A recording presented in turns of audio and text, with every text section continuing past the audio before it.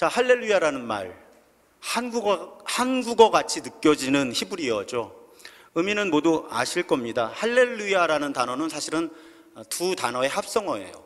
할렐루라는 단어는 찬양하라, 그러니까 찬양하다의 명령형입니다. 찬양하라, 명령하는 거예요. 할렐루. 야는 야훼, 여호와 약자예요. 그러니까 할렐루야는 야훼, 여호와 하나님을 찬양하라, 명령하는 단어입니다. 찬양하라, 할렐루야의 의미예요.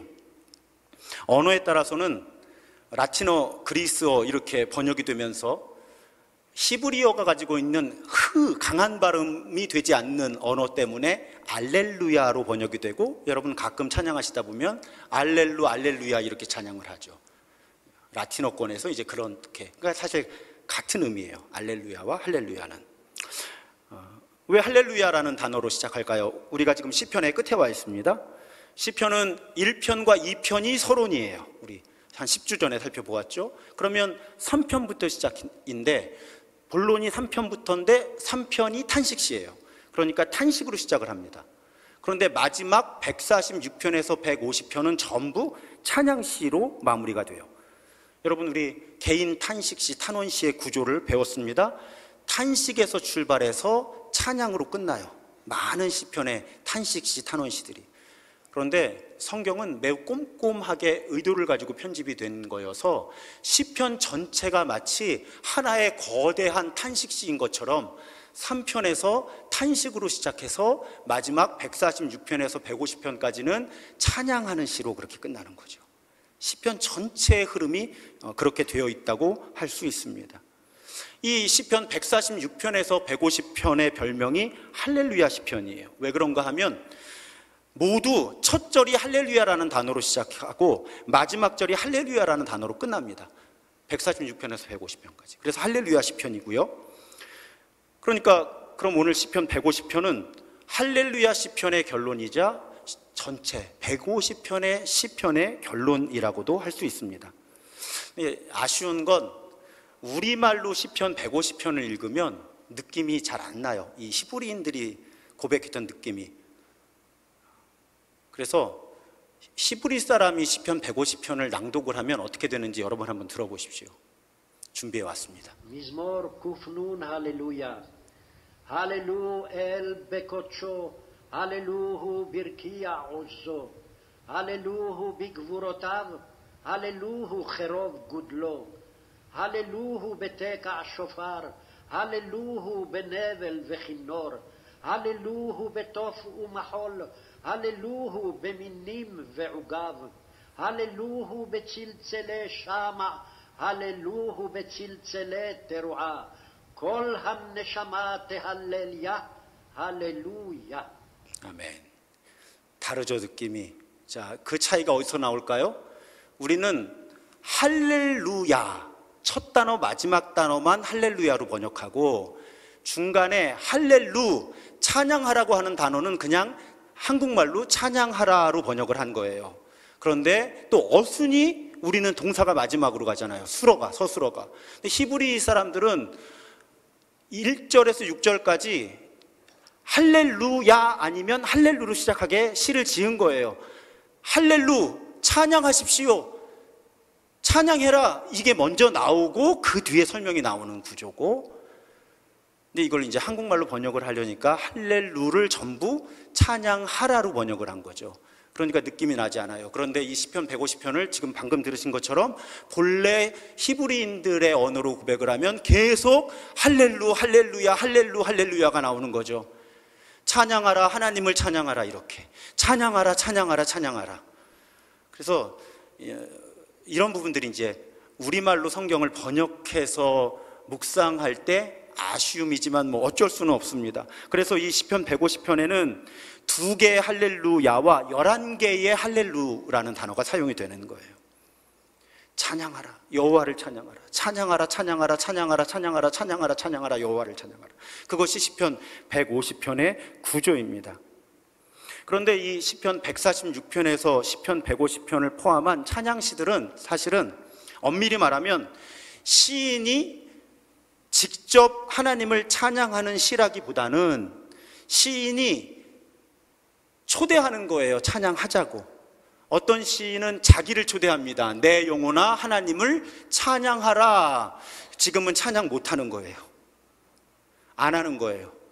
그런데 내 영혼을 초대하는 거예요. 찬양하라. 또 신앙 공동체 나아가서 어떤 시편들은 온 세상 모든 피조물들을 찬양으로 초청하는 노래예요. 그러니까 찬양시는 시인이 직접 찬양하는 시라기보다는 자신과 모든 피조물들을 하나님을 찬양하는 자리로, 찬양하는 행동으로 초청하는 시편이 찬양시다, 이렇게 이해하시면 됩니다. 그런데 오늘 150편을 제가 쭉 읽고 묵상을 하는데 이 단어가 떠올랐습니다. 육하원칙. 학교 다닐 때 한 번쯤은 들어보셨죠? 육하원칙이 무엇입니까? 기사문을 작성할 때 반드시 포함되어야 하는 6가지 원칙이죠. 누가, 언제, 어디서, 무엇을, 왜, 어떻게. 이 육하원칙이에요. 그런데 이 시편 150편을 읽다 보면 시편 150편, 시편의 결론은 찬양의 육하원칙이구나, 이렇게 여러분 이해하시면 좋을 것 같아요. 자, 그럼 우리 오늘은 한 절씩 같이 읽고 육하원칙 가운데 어떤 질문에 대한, 찬양에 대한 어떤 질문이 던져지고 그 질문에 대한 답변인지를 살펴보면 오늘 설교가 끝납니다. 자, 1절 우리 한 목소리로 고백하겠습니다. 시작.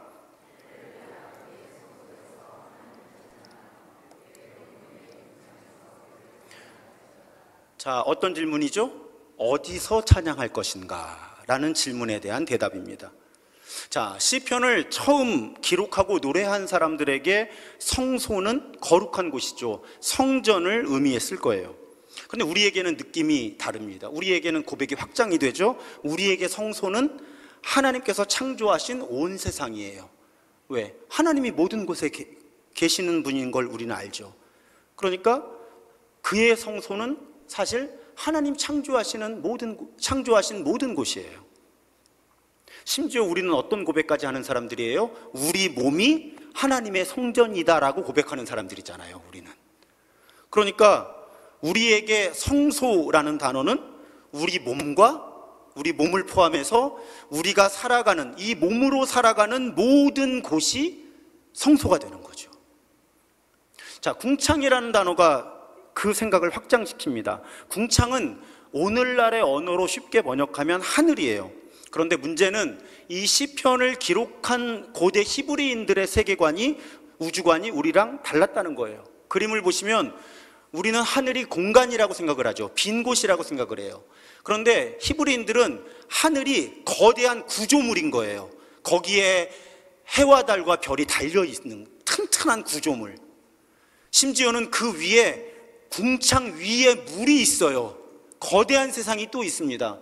그러니까 우리에게 하늘은 허공이지만 고대 히브리인들에게는 이 우주를 지탱하는 거대한 구조물인 거예요. 그런데 거기서 하나님을 찬양하자는 겁니다. 그러니까 어디서 찬양해야 하는가라는 질문에 대한 대답은 시인이 이렇게 고백하는 거죠.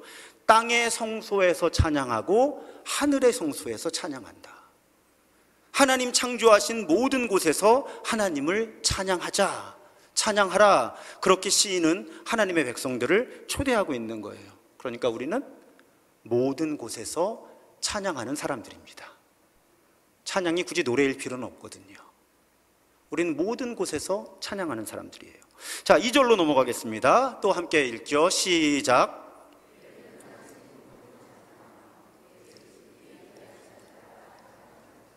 자, 2절은 우리가 왜 찬양해야 하는가, 또 무엇을 찬양해야 하는가에 대한 대답입니다. 한마디로 우리는 하나님의 행동을 찬양하는 거예요. 하나님께서 이루신 일. 자, 하나님께서 이루신 일 너무나 많지만 압축하면 어떻게 됩니까? 아까 찬양했어요. 나의 창조자, 나의 구원자, 나의 치료자. 하나님 우리를 창조하시고 치유하시고 구원하시는 하나님이에요. 그분의 행동을 찬양하자는 거죠. 또 그 행동 때문에 찬양할 수 있다는 거예요. 같아요. 그러니까 찬양의 내용과 찬양의 이유가 같은 거예요. 하나님이 행하신 행동을 찬양하고 하나님이 행하신 행동 때문에 찬양한다는 거죠. 그런데 하나님의 행동이 어디서 나옵니까? 하나님의 성품에서 나오는 거예요. 하나님의 공의와 사랑에서 하나님이 창조하시고 통치하시고 치유하시고 구원하시는 그 행동이 나와요. 그래서 우리는 하나님의 성품과 행동 때문에 찬양하고 하나님의 성품과 행동을 찬양하는 거예요. 같아요. 왜 찬양하는가? 무엇을 찬양하는가? 그 답은 같습니다. 다시 말씀드려요. 우리는 하나님의 성품과 행동 때문에, 그리고 하나님의 성품과 행동을 찬양하는 거예요. 그래서 우리의 찬양이 반사적으로 흘러나오게 하는 은혜의 자리가 있습니다. 바로 십자가예요. 왜요? 십자가만큼 아주 단적으로 우리 하나님의 성품과 행동을 드러내는 그런 은혜의 도구가 없는 거죠. 십자가를 딱 보면 우리는 말로 설명하지 않아도 우리 하나님이 어떤 분이시고 그 하나님이 우리를 위해 무슨 일을 하시는가를 직관적으로 알 수 있는 거예요. 그래서 우리는 십자가 앞에 서면 찬양할 수밖에 없는 겁니다. 하나님이 사랑 때문에 사람이 되셨고 십자가에서 우리 대신 또 우리를 대표해서 죄에 대한 책임을 감당하시면서 악에 대한 승리를 선포하셨기 때문에, 그렇게 하나님의 사랑과 공의를 모두 드러내셨기 때문에 우리는 십자가를 볼 때마다 하나님을 찬양하게 되는 거예요. 하나님의 성품과 행동 때문에 하나님의 성품과 행동을 찬양할 수밖에 없습니다. 그것이 찬양의 왜 찬양하는가? 무엇을 찬양하는가에 대한 대답이에요. 이어서 3절과 4절과 5절입니다. 또 한 목소리로 고백하죠. 시작.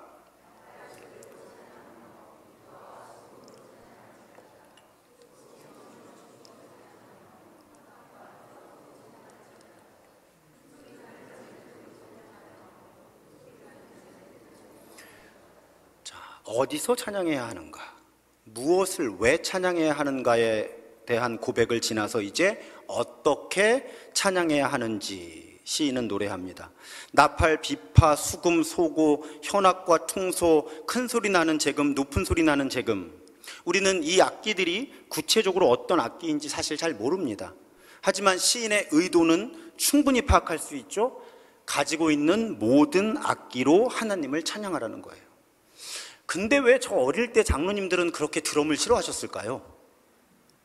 모든 악기로 찬양하라고 이렇게 성경이 말씀하고 있는데, 하여튼 기타 부셔버린 장로님도 알아요. 제가 기타도 안 된다고. 근데 성경은, 시편은 특히 모든 동원 가능한, 할 수 있는 모든 악기로, 사실은 악기에 관한 말씀이 아니죠. 할 수 있는 모든 수단을 다해 하나님을 찬양해라. 이것이 어떻게 찬양해야 하는가에 대한 시편의 답변이에요. 이 대목에서 떠오른 이야기 하나가 있습니다. 아나톨 프랑스라고 하는 프랑스 작가이자 평론가가 있어요. 이분이 인간의 불완전함과 광신을 풍자적으로 묘사하면서 당시 로마 가톨릭의 모순과 비리를 아주 통렬하게 지적했다고 합니다. 이분의 그런 시도와 문학적인 탁월성 때문에 1921년에 노벨 문학상을 받아요. 근데 이분이 쓴 단편 가운데 번역이 여러 가지로 이루어지지만 성모 마리아의 고개사 혹은 성모 마리아의 저글러라는 단편이 있어요. 저글링이 뭔지 아시죠? 요즘엔 거의 못 본 것 같아요. 옛날 어릴 때 서커스 보면 이렇게 왜 과일이나 물건 가지고, 심지어는 칼 가지고 막 몇 개를 이렇게 돌리는 거 있잖아요. 이게 저글링이거든요. 성모 마리아의 저글러라는 단편이 있어요. 저도 원문을 읽어보진 못했습니다. 이제 여러 사이트에서 이 작품이 어떤 내용인가를 접할 수 있었는데, 주인공이 바르나베라고 하는 무명의 고개사예요. 유명하지는 않았지만 이제 사람들이 모인 곳에 가서 낡은 양탄자를 깔고 거기서 온갖 묘기, 특히 저글링을 선보이는 그런 성실한 고개사였습니다. 그러다가 짬이 생기면 이분이 성당으로 가요. 가톨릭이니까 성모 마리아 상 앞에서 기도를 하곤 했습니다. 그러다가 한 수도원장을 만난 것이 계기가 되어서 이 바르나베가 수도원에 들어가는 거예요. 들어가서 처음에 좀 좌절하게 되는 것은, 모든 수사들이 열심히 하나님을 섬기고 하나님을 찬양하는 방법들이 다 있는 거예요. 그런데 이 바르나베는 이제 막 수도원에 들어갔으니까 할 수 있는 일이 안 보이는 거예요. 당장 내가 할 수 있는 일이 없구나. 내가 하나님을 찬양할 줄도 모르고 하나님을 섬길 수 없구나. 힘들어하다가 원장과 이야기를 나눕니다. 내가 무능하다고, 하나님을 찬양하고 섬길 방법이 없다고. 그때 이 원장이 각자의 최선을 하나님께 드리면 됩니다, 이렇게 이야기를 해줘요. 각자의 최선을 하나님께 드리면 됩니다. 언제부터인가 이 바르나베가 수도원 구석에 있는 작은 예배당 채플에서 혼자 머무는 시간들이 있는 거예요. 근데 거기서 나오면 이 바르나베의 얼굴이 굉장히 환하게 빛이 나는 거죠. 사람들이 거기서 뭘 하느냐 물어봐도 이 바르나베가 그냥 빙그레 웃는 거예요. 그러니까 수상하잖아요. 수도원에 화제가 됩니다. 궁금증이 극에 달한 수도사들이 이제 이 바르나베가 예배당에 들어간 다음에 이제 문틈으로 살펴보는 거예요. 깜짝 놀랍니다. 아무도 없는 예배당에서 이 바르나베는 얼굴에 분칠을 하고 고개사 복장을, 옷을 입고 성모 마리아상 앞에서 그런 표현이 있어요. 6개의 구리공과 12개의 칼을 저글링하고 있더라. 저는 상상이 되질 않습니다. 아까 책 표지에서 잠깐 보셨지만 도대체 6개의 구리공과 12개의 칼을 저글링을 하려면 어떻게 해야 되는지 잘 모르겠어요. 근데 이 사람이, 고개사가 땀을 뻘뻘 흘리면서 저글링을 하고 있는 거죠. 그러니까 수도사들이 경악을 금치 못하는 겁니다. 이 예배당 안에서, 그것도 거룩한 성모 마리아 상 앞에서 저 인간이 얼굴에 분칠을 하고 고개사 옷을 입고 지금 무슨 짓을 하고 있는 거냐, 경박하게, 불경스럽게. 그래서 이제 난입을 하는 거예요. 그걸 막기 위해서. 근데 문을 열고 들어가는 순간 깜짝 놀랍니다.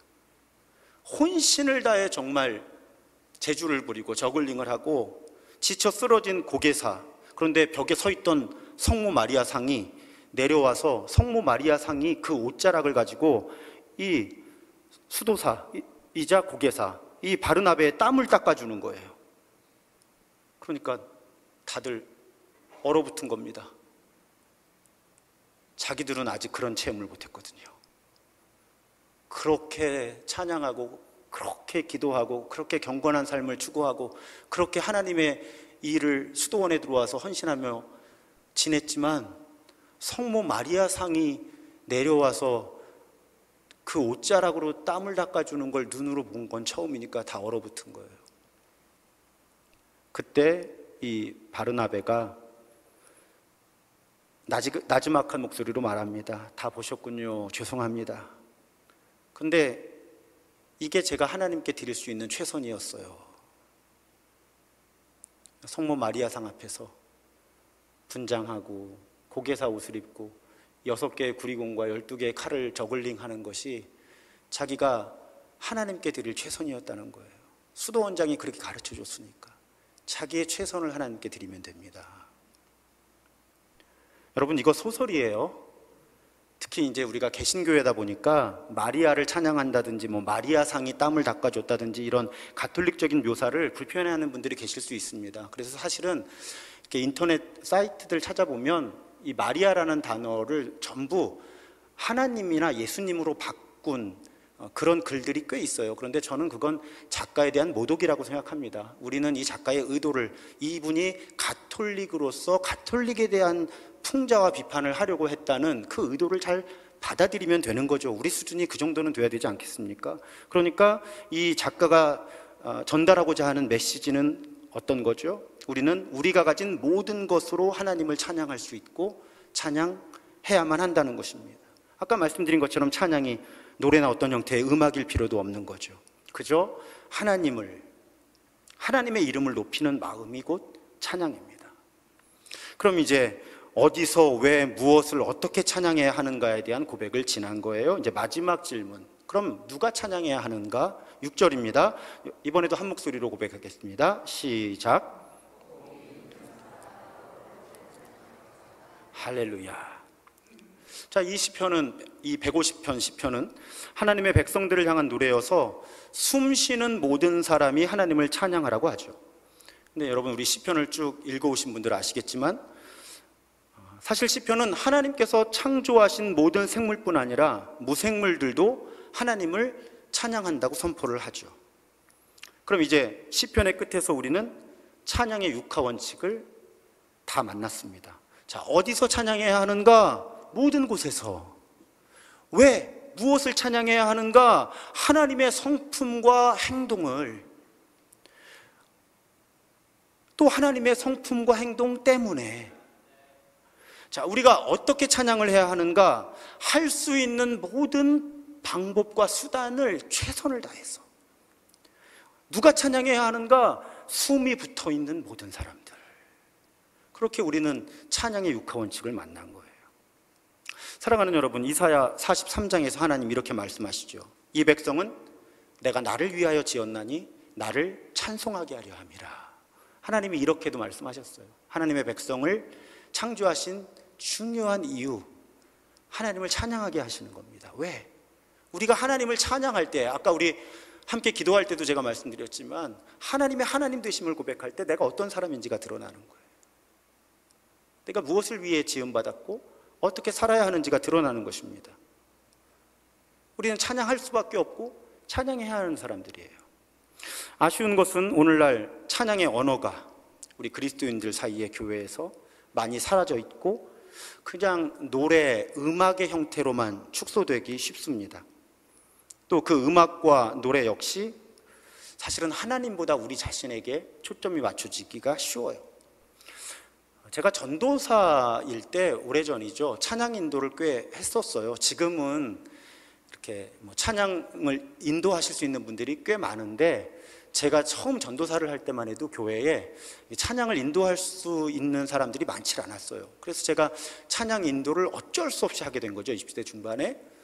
근데 할 줄을 모르니까 그런 예배자 학교, 찬양 인도자 교실 이런 곳에 이제 좀 찾아다녔었습니다. 어느 날 선생님이 강의를 하시다가 이런 말씀을 하시더라고요. 어떤 찬양 인도자가 훌륭한 찬양 인도자냐? 회중들이, 그러니까 예배자들이 부르고 싶어하는 찬양을 선곡하는 그런 예배 인도자, 찬양 인도자가 최선이라는 거예요.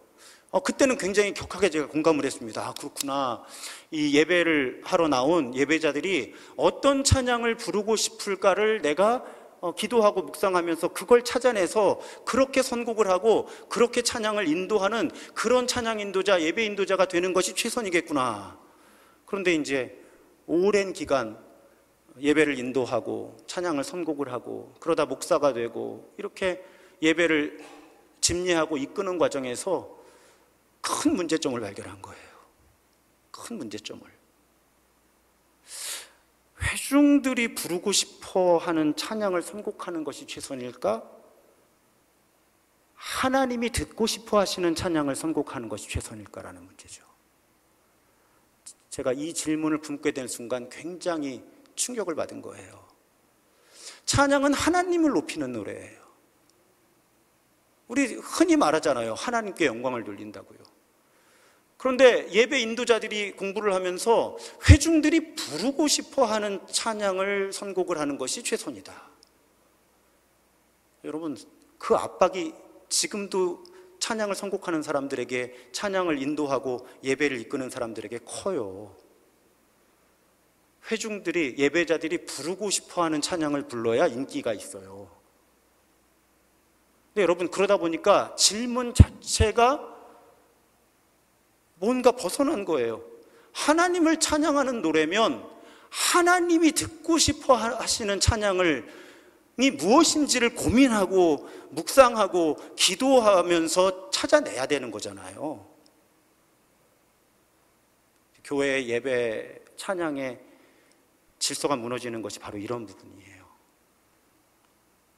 가장 좋은 건 뭘까요? 하나님이 듣고 싶어 하시는 찬양을 우리가 부르고 싶어 하는 거예요. 왜? 우리가 하나님을 너무 잘 알고 하나님을 너무 사랑해서 하나님이 어떤 찬양을 듣고 싶어 하시는지를 우리가 알고, 심지어는 깨닫기도 전에 하나님이 듣고 싶어 하시는 찬양을 우리가 부르고 싶어지는 거예요. 그것이 가장 좋은 것이죠. 그래서 우리가 부르고 싶은 찬양을 부르는데 하나님은 듣고 싶으신 찬양을 들으시는 거예요. 그것이 최선이죠. 우리는 그런 예배를, 그런 찬양을 하나님께 드리는 그런 사람들이 되어야 할 줄로 믿습니다. 자, 하나님을 찬양한다는 것에 관해서 또 교회가 어떤 사람들인지에 대해서 또 잊혀지지 않는 과거의 기억이 있어요. 제가 대학생 때로 기억합니다. 그때는 교회들이 함께 모여서 연합 찬양 축제, 찬양 대회 이런 거 많이 했어요. 이 어떤 세대냐면 문학의 밤 세대. 그래서 그때 제가 살고 있던 지역에도 꽤 유명한 대회가 있었습니다. 어느 교회 대회, 동네마다 있어요. 그 동네는 어느 교회가 찬양 대회를 하면 권위가 있고 거기에 많은 교회들이 참여를 하는 거죠. 이제 우리 교회도 참여를 하게 됐고요. 저는 이제 교회 대표로 심사위원 한 명씩을 이제 하자 해서 이제 심사위원까지 맡게 되었습니다. 여러분 당시에 혹시 그때 교회에 속해 계셨던 분들은 이런 대회를 하잖아요. 그러면 이제 청소년 청년들이 음악으로만 승부하지 않습니다. 입장부터 퇴장까지가 하나의 이벤트인 거예요. 반주자가 어떤 음악을 연주할 때 어떤 대형을 이루어서 어떤 포즈로 입장을 하는지, 심지어는 그 여학생들, 여자 청년들은 손을 이렇게 맞잡고요. 한 10명이면 10명이 칼군무. 지금 생각해 보니까 그게 칼군무의 원조인 것 같아요. 반주자가 연주를 하면 10명이 정말 서로 보면서 인사하는 것처럼 90도 인사를 천천히 내려왔다가 천천히 올라가는 이런 칼군무 인사도 있었고요. 퇴장할 때도 마찬가지예요. 아주 빵 터트리는 이벤트를 하거나, 그러니까 이 입장부터 퇴장까지가 하나의 이벤트였습니다. 또 심사위원들은 그런 모든 요소들을 평가를 하는 거예요. 우리 교회도 노래를 잘 했고요. 근데 이제 막바지로 이제 대회가 막바지를 향해 가고 있는데, 이제 어느 교회가 이렇게 입장을 하는데 벌써 어수선해요. 왜 저 교회는 저렇게 어수선한가 보니까 뇌성마비로 보이는 단원이 있는 거예요. 근데 한 명도 아니고 둘이에요. 그러니까 몸을 잘 거동하지 못하는 사람을 부축해서 올라오려니까 이게 입장이나 인사가 이벤트가 안 되는 거예요. 이 교회는. 자, 찬양을 시작했습니다. 잘해요. 잘하는데 어떻게 하겠어요? 중간중간 섞여 나오는 불협화음은 어쩔 수가 없는 거예요. 제가 그 순간 그런데 굉장히 부끄러워졌어요. 저는 지금도 그 순간에 잊지를 못해요.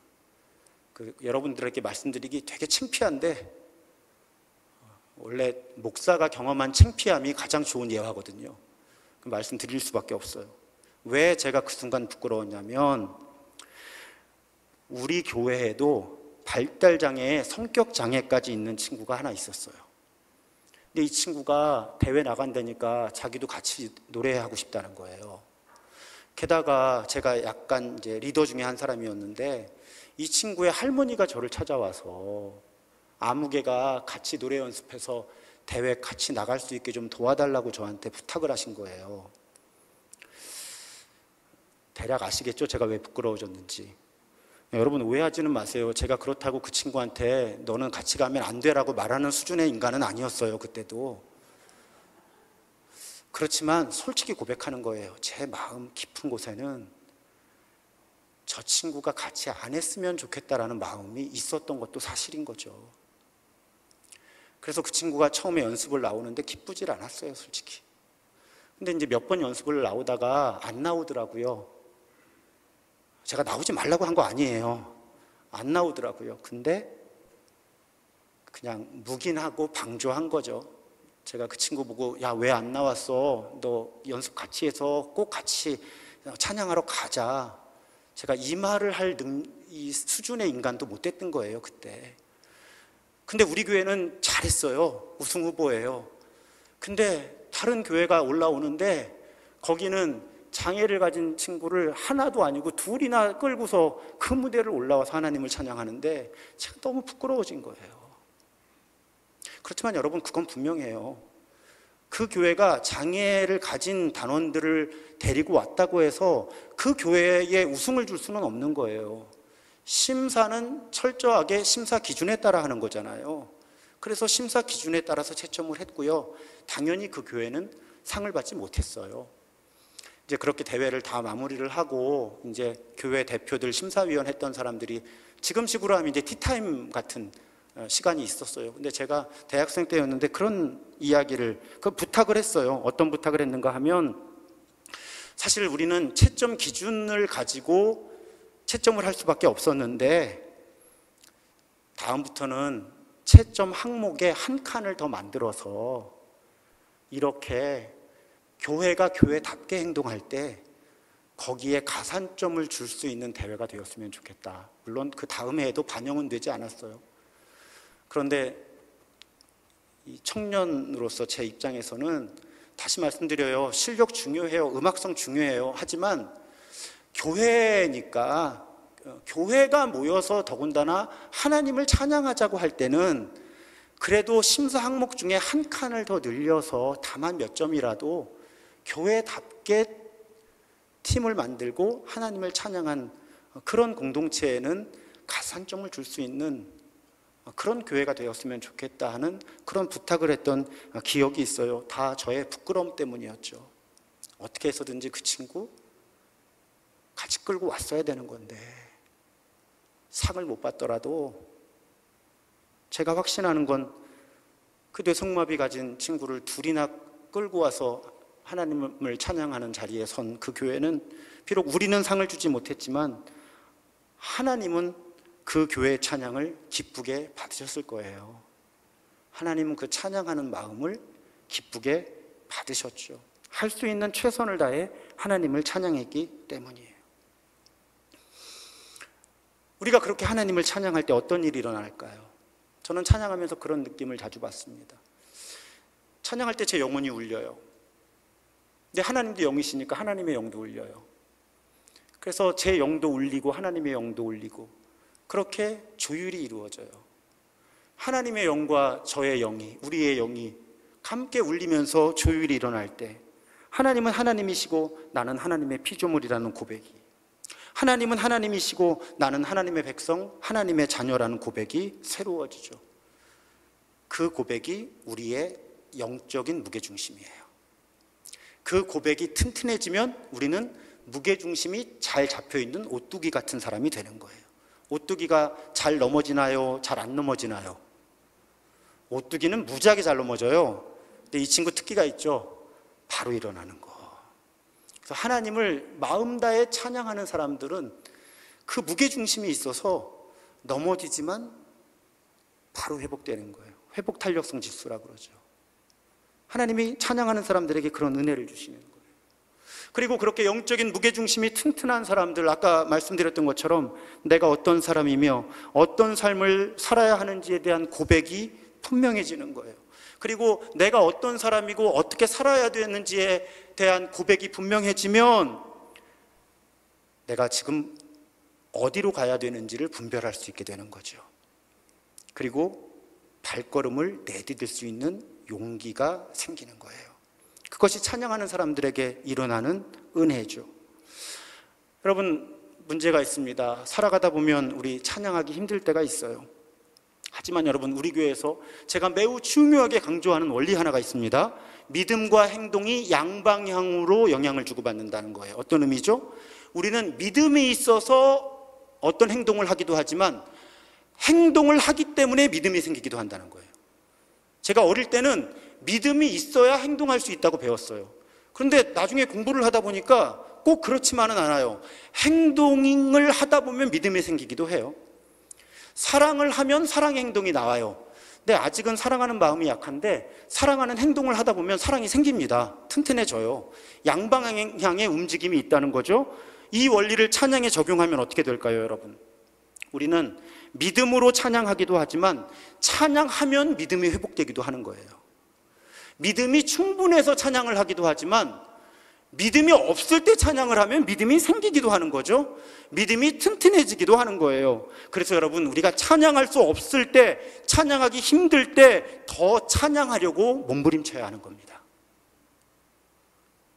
제가 그런 경험을 자주 해요. 찬양을 하면 제 마음에서 찬양이 나와서 입을 통해서 공중으로 흩어지는 것처럼 보이잖아요. 근데 그 찬양이 흩어지지만은 않아요. 제 귀를 통해서 다시 제 마음으로 들어가요. 그러면 제 마음에서 나온 찬양이 다시 제 마음으로 들어가서 제 마음에 하나님을 향한 신뢰와 사랑이 회복되는 거예요. 제 찬양이 저에게로 돌아가서 저를 살리는 거예요. 제가 한 찬양이 저에게로 돌아가서 저에게 힘이 되는 거예요. 그래서 우리 찬양할 수 없을 때 찬양해야 하는 거예요. 특히 지난주에 말씀드린 것처럼 영혼의 어두운 밤을 지날 때 애써서 찬양해야 하는 거죠. 또 내가 찬양할 기력이 없을 때 내 주변에 누군가 손 붙들고 함께 찬양을 하는 거예요. 찬양이 노래일 필요도 없다니까요. 시편의 찬양시를 고백하기만 해도 돼요. 그러면 우리의 마음에서 나간 찬양이 우리에게로 돌아와서 우리를 살리는 거죠. 우리를 버티게 하고 우리 삶의 발걸음을 내딛게 하는 거예요. 제 아버지 제가 어렸을 때, 초등학교 다닐 때 아버지의 모습이 떠올라요. 아마도 그때 아버지의 직장이 없었던 것 같아요. 확신은 없는데 아이들도 느낌은 다 있어요. 근데 아버지가 아침이 되면 토큰하고 동전을 세셨어요. 무슨 뜻일까요? 넉넉하지 않으신 거예요. 그럼 오늘 본인이 이제 뭐 일을 알아보러 다니시든지 어쨌든 뭔가의 활동을 하셔야 되는데 그 동선에 토큰이 몇 개가 필요하며 그래도 짜장면이라도 한 그릇 드시려면 동전이 몇 개가 필요하고 이거를 세셔서 아주 낡은 바바리 코트에 이렇게 넣으셨어요. 그리고 집을 나가시는 거예요. 근데 꼭 나가시면서 나지막하게 찬송을 부르세요. 찬양을 하세요. 그 가운데 하나의 찬양이 이거였어요. 오늘 집을 나서기 전 기도했나요? 오늘 받을 은총 위해 기도했나요? 제가 어른이 되면서 알게 됐어요. 우리 아버지의 찬양이 우리 아버지를 버티게 했구나. 우리 아버지의 찬양이 우리 아버지를 지탱하게 하는, 버티게 하는 하나님의 은총의 수단이었구나. 그래서 저도 힘들 때면 찬양합니다. 그럼 그 찬양이 저를 살리니까. 하나님이 살리시는 거죠. 그 찬양을 통해서.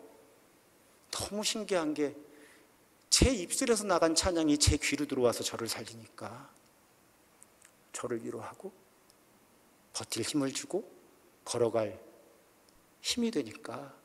그래서 여러분 찬양하자고 자신 있게 부탁드리는 거예요. 시편 150편의 시인과 더불어 우리 하나님의 성령과 더불어. 그런가 하면 여러분 바울과 실라가 감옥에 갇혔을 때 그들이 기도하며 찬양했죠. 그럴 때 하나님은 그들을 감옥에서 나오게 하시면서 하나님의 하나님 되심을 증명하셨습니다. 그러니 여러분 찬양은 우리를 지탱해주고 우리 삶에 하나님께서 이루시는 일을 경험하게 하는 거예요. 다시 부탁드립니다. 사랑하는 여러분, 특별히 찬양하기 힘든 상황 속에서 찬양하기 어려울수록 내가 할 수 있는 최선을 다해 하나님을 찬양하게 되기를 주님의 이름으로 부탁드립니다. 그럴 때 그 찬양이 나에게로 돌아와서 나를 살리고 나를 버티게 하고 하나님께서 이루어 주시는 평안을 경험하게 하고 힘겨운 고단한 인생길에 삶의 한 걸음 내디딜 수 있는 기운을, 내 입술에서 나간 찬양이 그 일을 이룬 하나님의 은총의 수단이 되는 거죠. 그렇게 하나님을 마음 다해 찬양하면서 내가 변하고 삶이 변하는 그런 경험과 간증이 우리에게 더해지기를 주님의 이름으로 축복합니다.